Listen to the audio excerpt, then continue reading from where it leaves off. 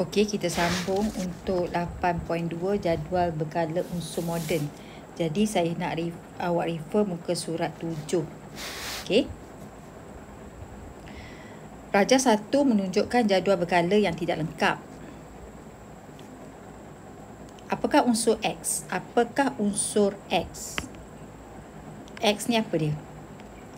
X ni kalau kita tengok betul-betul, kalau kita nak kenal dia, dia berada dalam kumpulan 1. Kat sini kan dia duduk dalam kumpulan 1. Jadi apakah unsur X? Pilihan jawapan yang kita ada adalah logam, bukan logam, gas asli dan separuh logam. Jadi kita kena refer untuk tahu X tu apa. Kita kena refer gambar rajah dalam buku teks ni.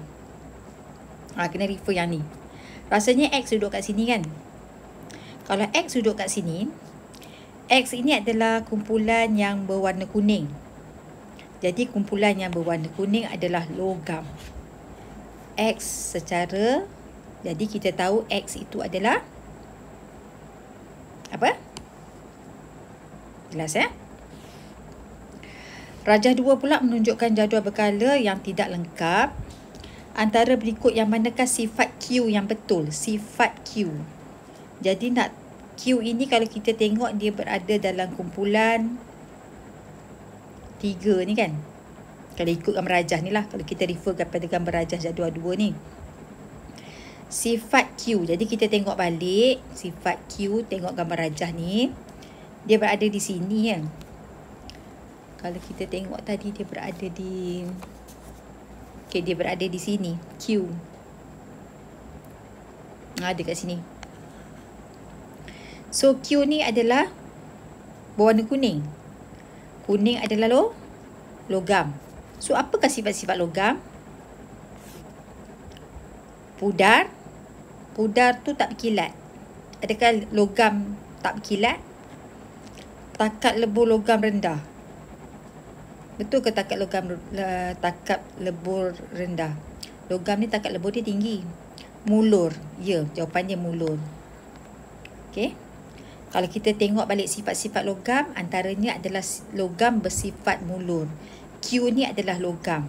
So, ini adalah sifat logam. Rajah 3 menunjukkan jadual berkala yang tidak lengkap antara unsur A, B, C dan D yang manakah bukan logam. Ini pun kena refer gambar rajah ni. Yang manakah bukan logam. Okey. Yang warna orange ni adalah separuh logam. Yang warna biru tu adalah bukan logam. So, kita tengok tadi mana gambar rajah kita. So, kalau kita tengok pada soalan, B tu terletak di sini kan. Kalau kita tengok betul-betul, B dekat sini. B dekat sini. Yang ni separuh logam. D. D tu letaknya di sini. D.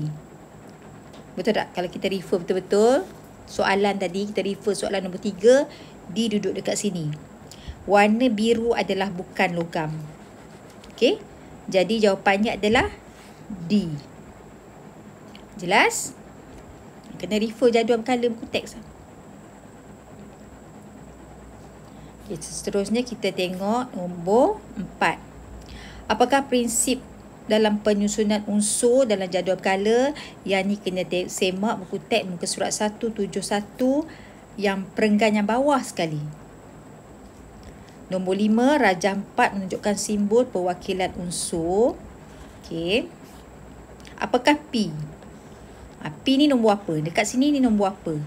Tengok buku teks muka surat 171. Rajah 5 menunjukkan jadual berkala yang tidak lengkap. Unsur manakah tergolong dalam unsur peralihan? Jadi kita tengok yang manakah tergolong dalam unsur peralihan. Jadi tengok balik gambar rajah. Yang ni adalah unsur peralihan.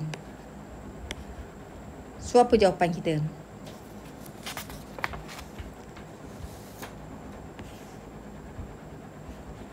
Sudah tentulah jawapannya. Yang ni kan. Okay. Rajah 6 menunjukkan jadual berkala yang tidak lengkap. Unsur manakah mempunyai nombor proton tertinggi? Okey. Yang ni saya ajar awak kira. Okay, macam mana nak kiranya? Okay, macam ni. Kita nak tahu nombor proton dia. So kita kira macam ni. Ini nombor 1. Ini nombor 2. 3, 4, 5, 6, 7, 8, 9. Yang ni 10, 11, 12, 13, 14, 15, 16. Yang ni 17. C 17, 18, 19, 20, 21, 22, 23, 24. Ini adalah 25. So, unsur manakah mempunyai nombor proton yang tertinggi? Boleh tengok sini kan? Betul tak jawapan ni? Rajah 7 menunjukkan jadual perkala yang tidak lengkap. Unsur manakah wujud dalam bentuk gas? Yang ni kena tengok sini. Yang mana dalam bentuk gas, dia adalah kumpulan yang ke-18. Mana-mana yang duduk dalam kumpulan yang ke-18, semuanya adalah gas. So, kita tengok. Ini kan jawapannya kan? Jadi, kena refer balik jadual perkala. Jelas? Seterusnya kita tengok. Okay, kita berhenti kat sini dulu.